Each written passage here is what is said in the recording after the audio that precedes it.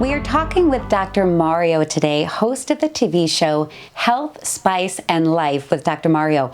We've gotten a lot of great tips on what a plant-based diet can do for your health. So I have a simple question for you. I don't think it's going to be a simple answer, though, because there's so many great ones out there. But what are your go-to powerhouse proteins? Those tips we can pass along to our listeners. You know, this is a great question, and I have to say, it is not a complicated one. I'm actually choosing to make it a fun one. Okay. One of the challenges that we have in medicine when we're dealing with our patients is that if we are attempting to support them in ultimately making and taking the right steps so that they can see effects in their lifestyle and really changing things for the better, it's really about habit forming. And I can tell you from 26 years of doing this, that is almost impossible. Unless, and here is a clincher, somehow the other, in this case a patient or whoever we're really talking to, feels that there's something in it for them, and in fact that they can get out of the proverbial seat and basically walk in the direction that we want to take them to.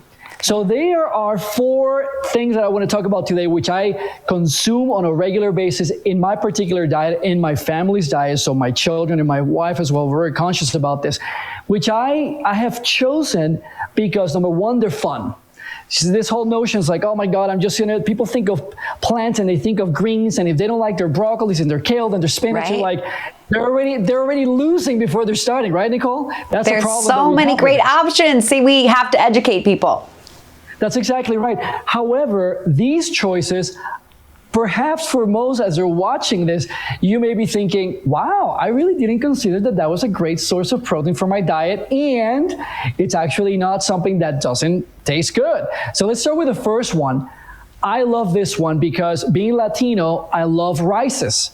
Well, this one has a little bit of a rice flavor. The texture is different, and it's actually a fun dish that you can actually even bring to your breakfast. I would never consider actually having rice and beans for my breakfast, although in some countries like Costa Rica, they do it. And this one is quinoa.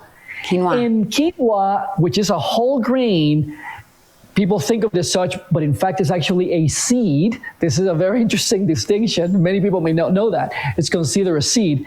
It actually has the richest protein content per weight out of any seed that we can think of. For example, you can actually have 8 grams in every cup compared to, let's say, 5 grams if you're thinking about maybe a cup of brown rice, or maybe you're thinking about a cup of oatmeal. So this is incredibly rich. And something that I love about this powerhouse is the fact that it can take flavor so well. So it's really flexible, if you will, for your habits in terms of what you like to season things with, because it's really moldable to that. It really loves to take whatever you put on it. And like I said, here's the clincher.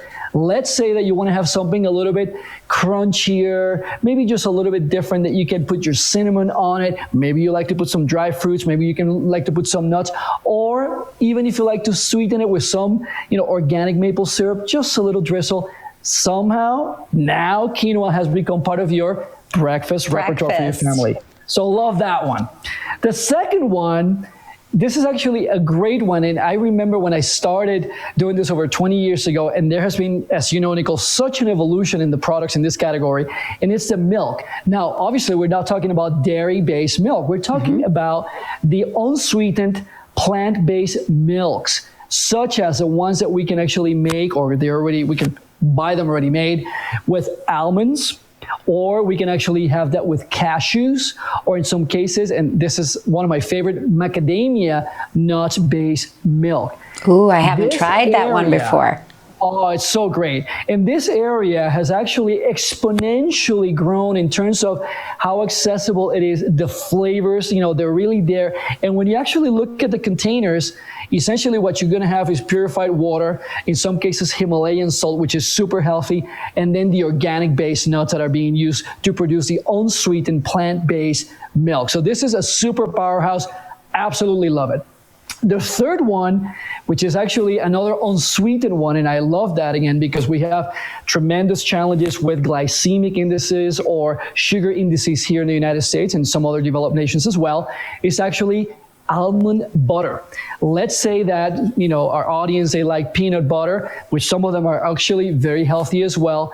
almond butter has a fantastic, rich taste, and you can really spread it in so many different things. It doesn't take away from the flavor. It actually enhances it, and you're taking all the nutritional value with it.